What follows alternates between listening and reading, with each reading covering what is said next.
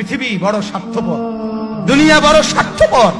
দুনিয়া কাউরে জায়গা দেয় না, দুনিয়া কাউরে জায়গা দেয় না। এত মজবুত পাইলিং করে যেই বিল্ডিং বানাইলাম, দুনিয়া তারে থাকতে দেয় না। যা বেটা যা, যা তুই লাথি দিয়া বাড়ি করে যা, কবরে যা, কবরে যা। দুনিয়া কাউরে থাকতে দেয়। দুনিয়া কত ক্ষমতা ধরকে মাটির নিচে ফেলায় দিছে, দুনিয়া কত সম্পদ আলাকে মাটির নিচে ফেলে দিছে, দুনিয়া কত সুন্দরী নারীকে মাটির নিচে ফেলায় দিছে, মাটির সাথে রেজা রেজা করে ফেলছে। আজ আর চেহারা নাই, আজ আর রূপ নাই, আজ আর যৌবন নাই, আজ আর ক্ষমতা নাই। এমন বাদশা ছিল পৃথিবীতে যার হাতের আঙ্গুলের ইশারায় মানুষের গর্দান উড়াইয়ে দিত, যার হাতের ইশারায় উঠতো মানুষ, বসতো মানুষ। আজ বাদশারা নাই, আজ সম্পদওয়ালারা নাই, আজ মালওয়ালারা নাই। দুনিয়া কাউরে থাকতে দেয় না, কাউরে না দোস্ত, কাউরে দেয় না। দুনিয়া দাদারে আমার থাকতে দেয় নাই। আমার দাদারে আমি দেখছি, আজ আমার দাদা নাই। আমার নানারে আমি দেখছি, আমার নানা নাই। আমার দাদিরে আমি দেখছি, আমার দাদি নাই। আমার নানিরে আমি দেখছি, আমার নানি নাই। আমার বাবারে আমি দেখছি, 14 লক্ষ টাকা বাবার পেনশনের আমি সব ডাক্তারের পিছনে খরচ করে ফেলছি, বাড়ির ফসলের জমি বিক্রি করে ফেলছি।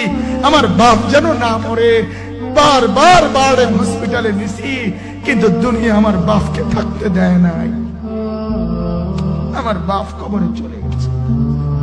দুনিয়া কাউরে থাকতে দেয় না, কাউরে না, কাউরে না, কাউরে না, কাউরে না। আমার বাপ দুনিয়া কাউরে থাকতে দেয় না। তুমি থাকবা না, তুমি থাকবা না।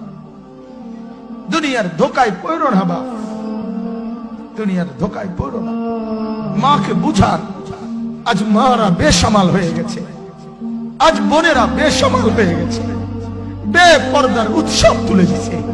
এটা যেন আল্লাহর সাথে যুদ্ধ করছে। আল্লাহ করোনা না, তুমি আরো কিছু দাও, আমরা বেপরদিকে ছাড়বো না। যুবক ছেলেগুলো যেন বলতেছে, আল্লাহ তুমি করোনা দেওয়ার চাই দাও, অশ্লীল ছবি দেখা, ফেসবুকে নর্তকী দেখা, আমরা ছাড়বো না। দেখি তুমি কি করতে পারো, তুমি যা করার করো। দোকানদার ব্যবসায়ীরা হারামের লেনদেন করা বন্ধ করছে না, সুদখোর সুদ ছাড়ছে না, ঘুষখোর ঘুষ ছাড়ছে না, নাফরমান আর জিনাকার ব্যভিচারী এরা কেউ কিছু ছাড়ছে না। বেহায়ার বেপর্দা নারী তার অশ্লীলতার বেহায়াপনা ছাড়ছে না। মুসলমান তার ঘরে টেলিভিশনের নর্তকীর আওয়াজ তো বন্ধ করছে না। হায় করোনা কিভাবে যাবে, আযাব কিভাবে যাবে বলেন, বলেন, বলেন আপনি।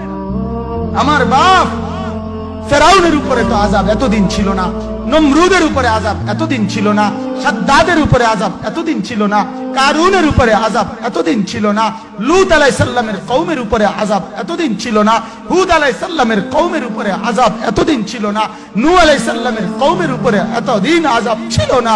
আজ আমরা মালিককে এই পরিমাণ নারাজ করছি, মালিক এত বেশি নারাজ।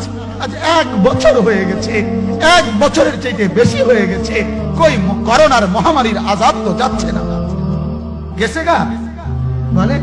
আমাদের লক্ষ লক্ষ বাচ্চার পড়ালেখা বন্ধ, এরা নষ্ট হওয়ার চূড়ান্ত পর্যায়ে পৌঁছে গেছে। মোবাইল এদেরকে শেষ করে দিছে। লক্ষ লক্ষ ছেলে, গতকালকে এক মা আমার আত্মীয় ফোন দিয়া বলতেছে, সকাল 10টায় বাচ্চাটা ঘর থেকে মোবাইল লইয়া বাইর হইছে, রাতের 10টায় মা তারে ফোন দিয়া বলছে, বাপ ঘরে আসতি না, ভাত খাইতি না। বাচ্চা তারে বলতেছে, তোমার অসুবিধা কি, তোমার সমস্যা কি? মা এই কথা বইলা কায়দা দিছে যে, শোনেন হুজুর কদুর দোয়া করো। এক বাচ্চা, এক ছেলে, সে যদি তার মাকে কথা বলতে পারে, তার মানে গুনাহ তারে এত মজা দিয়া দিছে, ফেসবুক তারে এত মজা দিয়া দিছে, ইউটিউব তারে এত মজা দিয়া দিছে, নর্তকী তারে এত মজা দিয়া দিছে, গুনার দৃশ্য তারে এত মজা দিয়া দিছে, সে মাকে ধমক দিচ্ছে। রাত 10টা বাজলে কি হইছে, রাতের 3টা পর্যন্ত দেখলে তোমার সমস্যা কি?